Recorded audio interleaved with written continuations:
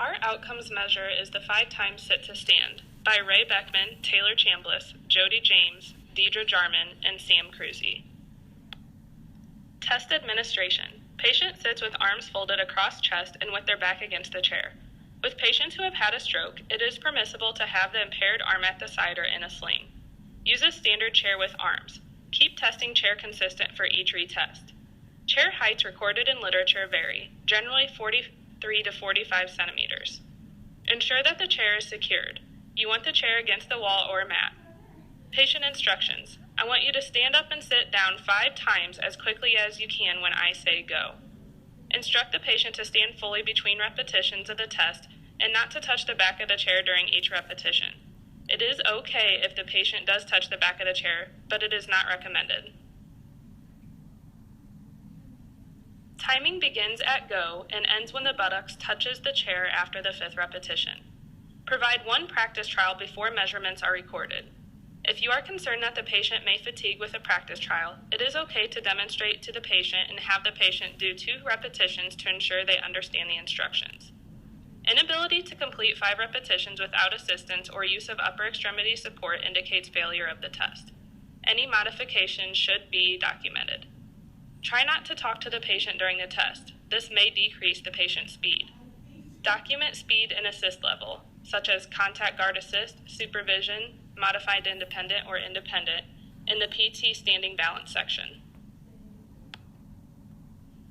The purpose for administering this test is a measure of functional lower limb muscle strength. It may be useful in quantifying functional change of transitional movements. Here's some additional information. You will use a standard chair, 43 to 45 centimeters in height, and you will also utilize a stopwatch. The length of the test should be 5 minutes or less. Again, you use this test as a performance measure of functional mobility and strength of the lower extremity. Populations typically tested include cerebral palsy, healthy elderly, multiple sclerosis, Parkinson's disease, and many others. The standard error of measure in children with cerebral palsy is 0.02 seconds using the average of 3 trials. The standard error of measure using only the first trial, however, is 0.04 seconds. The standard error of measure is the degree of error that can be calculated statistically in a repeated set of measures. Therefore, in children with cerebral palsy, if a child only decreases by 0.02 seconds using the average of 3 trials, then they did not exceed the amount necessary to be above the standard error of measure and does not show an actual statistical change. Minimal detectable change in children with cerebral palsy has been found to be 0.06 seconds using the average of 3 trials and 0.11 seconds using the first trial only. Minimal detectable change is the minimum change score that is necessary to exceed the error score in that population. A child with CP must have a change of 0.06 seconds using average of 3 trials from one session to the next to exceed the error score in that population. The minimally clinically important difference in vestibular disorders has been found to be greater than or equal to 2.3 seconds. The minimally clinically important difference is the minimum change score that needs to be seen in any given test that exceeds the measurement error and clinically meaningful to the patient. A patient with a vestibular disorder must have a decrease of 2.3 seconds to exceed the measurement error and be clinically meaningful change to the patient to show statistical amount of change that correlates towards improvement of quality of life.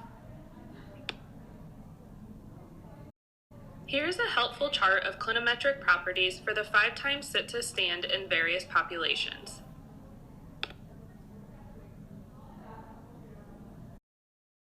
The following video is an example of how to perform the 5 times sit to stand with your patient.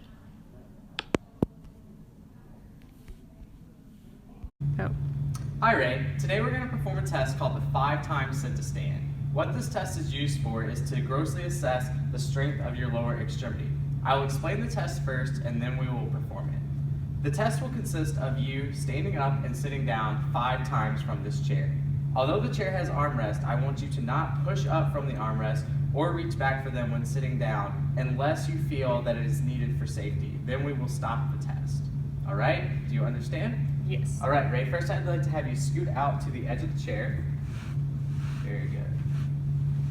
Now, to make sure you don't push up from the armrest, I'll ask that you cross your arms across your chest.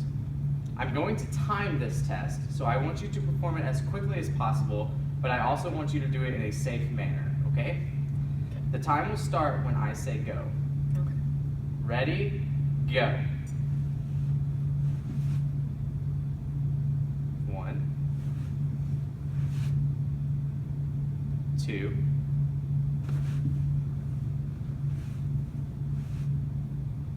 3,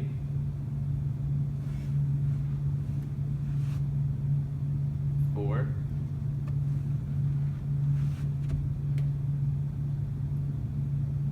5. Excellent, Ray. You completed the test in 26.4 seconds.